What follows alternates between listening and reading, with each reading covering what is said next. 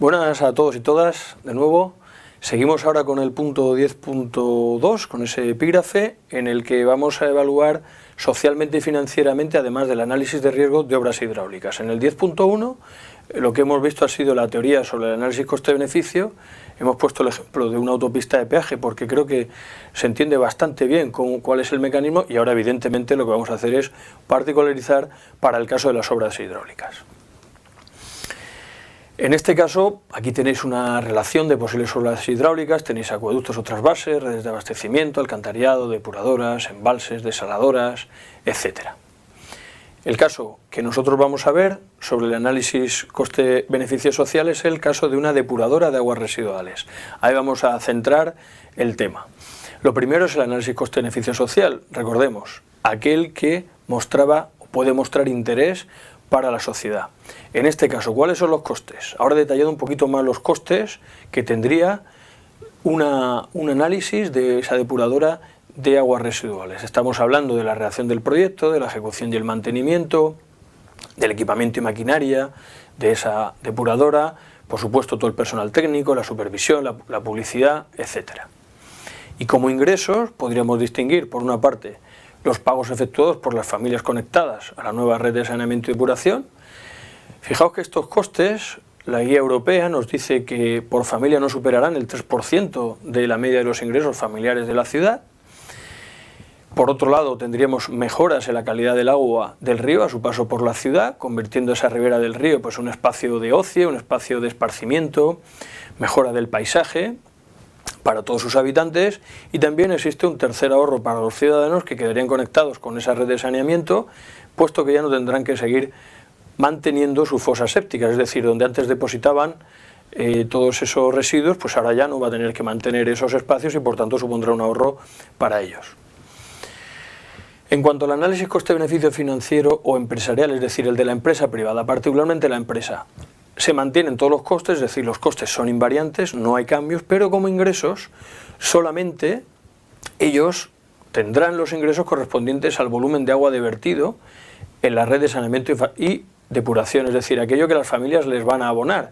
El resto no van a ingresar por ello, es decir, las mejoras en el río, esas mejoras van a ser para la ciudad, pero eso no lo va a ingresar la empresa y por tanto habrá que eliminarlos de ese análisis coste-beneficio empresarial.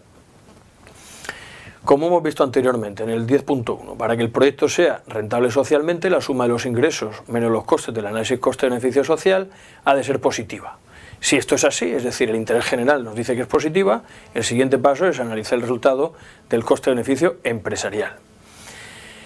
Si el resultado del análisis coste-beneficio empresarial es negativo, lo cual será muy habitual porque, como hemos visto antes, los ingresos para esta empresa van a tener un techo, porque la administración pública no quiere que superen el 3% de la renta de las familias, es decir, no quiere que supere el 3% del salario que ingresan las familias, con lo cual no va a poder cubrir la totalidad de costes la empresa. De esta forma tendrá que financiarse parcialmente por el sector público. Y el último punto hace referencia al análisis de riesgos. Este es un aspecto muy importante, puesto que de lo que se trata es de analizar, bueno, vamos a ver, por una parte tenemos unas estimaciones, no dejan de ser estimaciones de ingresos y de costes, pero ¿qué ocurre si nosotros erramos en esas estimaciones, tanto de ingresos o de costes? ¿Seguiremos obteniendo resultados positivos? Entonces, para eso, lo que hacemos es, normalmente, en aquellas partidas en las que es más difícil realizar esas estimaciones, suponer desviaciones importantes. Me explico. Por ejemplo, en el proyecto de ejecución de las obras, sabéis que hemos tenido casos en los que las obras han costado sustancialmente más de lo que se presupuestó inicialmente, podemos suponer que se incrementan un 30% el coste de las obras. A ver qué pasa entonces con ese van, es decir, ¿conseguimos que el van sea superior a cero o no conseguimos que el van es superior a cero? Podemos también suponer que los ingresos, hemos dicho que como máximo supondrán el 3% de la renta de las familias, pero resulta que la administración quiere finalmente que no excedan del 1% de la renta familiar.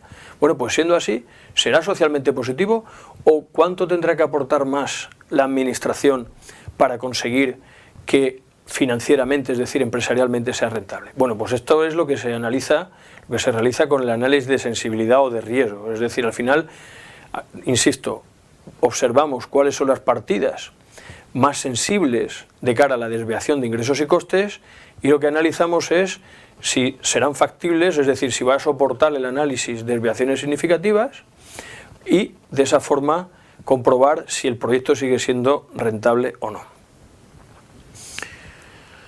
Nuevamente os remito a esa bibliografía en la que insisto sobre los trabajos que ha realizado el profesor de Rus, también la Comisión Europea, y respecto a los análisis de sensibilidad, especialmente en los proyectos de la Comisión Europea, creo que se recogen muy bien estos aspectos que os comentaba. Muchas gracias.